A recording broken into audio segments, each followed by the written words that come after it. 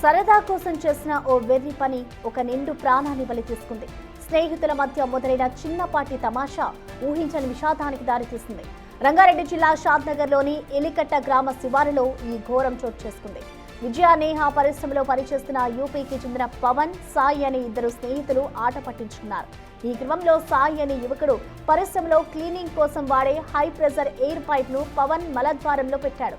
దురదృష్టవశాత్తు ఆ పైప్ నుండి అత్యంత వేగంగా గాలి శరీరంలోకి వెళ్లడంతో పవన్ శరీర భాగంలోని అంతర్గత భాగాలు దెబ్బతిని అక్కడికక్కడే మరణించాడు.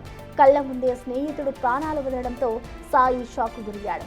పవన్ సోదరుడి ఫిర్యాదు మేరకు పోలీసులు కేసు నమోదు చేశారు. ప్రస్తుతం నిందితుడు సాయిని అదుపులోకి తీసుకుని పోలీసులు విచారణ చేపట్టారు. ఎయిర్ కంప్రెషన్లతో తమాషాలు చేయవద్దని, అది ప్రాణాపాయానికి దారితీస్తుందని పోలీసులు హెచ్చరించారు.